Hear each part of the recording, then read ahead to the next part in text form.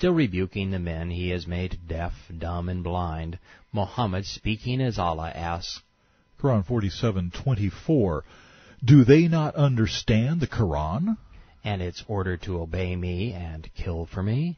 Nay, on the hearts there are locks preventing them from understanding. Those who translated the noble Koran for the Fahd family dictators in Saudi Arabia wanted us to know how Mohammed interpreted these verses.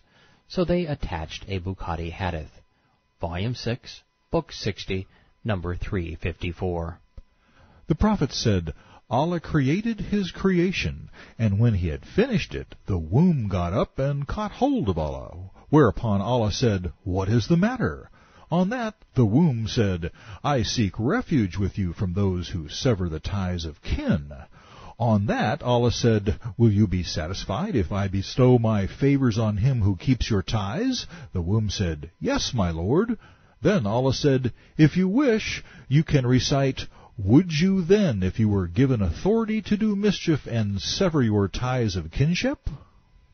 The Quran protests in Surah 47, verse 25, Those who turn back, which means to retreat, as the apostates, after guidance was manifest to them, Satan has seduced with false hopes. This because they said to those who hate what Allah has revealed, We will obey you in part of this matter. The peaceful Muslims didn't like fighting or stealing. Their consciences couldn't handle the strain. So Allah ordered the good killer Muslims to put the peaceful ones out of their misery. Quran 4, verse 89. They wish that you would reject faith, as they have, and thus be on the same footing. Do not be friends with them until they leave their homes in Allah's cause. But if they turn back from Islam, becoming renegades, seize them and kill them wherever you find them. It's not much of a choice. If you are a good Muslim, you're a bad person. If you're a bad Muslim, you're a dead person. The Islamic God continued to terrorize the peaceful former Muslims. Quran 47:27. But how, when the angels take their souls at death and smite their faces and their backs? This is because they followed that which angered Allah and hated that which pleased him, which would be jihad. So he nullified their deeds.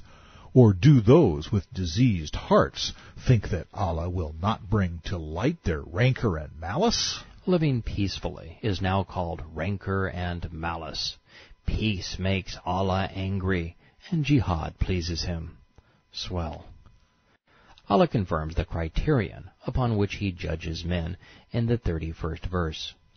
And we shall try you until we know those among you who are the fighters, and we shall try your reported mettle. A God who knows and sees all doesn't need a test to determine which Muslims are the best terrorists. And testing a man's willingness to fight might be a worthy measure for the military, but not for our religion. Quran 47:32.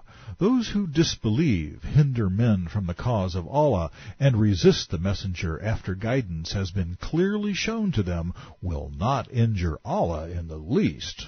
It's hard to hurt a rock god, I suppose. Returning to the Quranic chorus we find in 47, verse 33. Believers, obey Allah and obey the messenger, and make not vain your deeds. Those who disbelieve and hinder men from the cause of Allah, then die rejecting, Allah will not pardon them. Do not falter, become faint-hearted or weak-kneed, crying for peace. You have the upper hand, for Allah is with you. He will not grudge the reward of your deeds. So why do so many Muslims reject their God's orders and cry, peace? Peace is a sign of weakness in Islam. Don't they know that such words are an express ticket to the Islamic hell? The fact is, if you're a peaceful Muslim, your God hates you. Placed in context of the terror these words have inspired, I find this entire Jihad surah repulsive. While Islamic terror was a game to Mohammed, it wasn't for his victims. Koran 47:36. The life of this world is but play and amusement, a sport and frivolity. If you believe and fear Allah, He will not ask for your possessions. But if He were to ask you for all of them and press you to spend in Allah's cause, you would hoard it, acting niggardly. But surely Mohammed wouldn't ask them for their money just to fund some frivolous terrorist campaign, would he? Koran 47:38.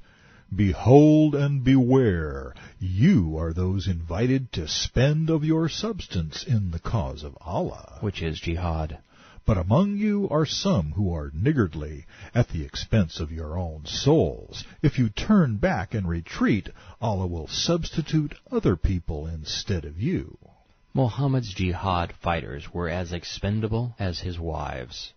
Loyalty was not valued in Islam. And that's not good if you're a suicide bomber, bartering this life for the next.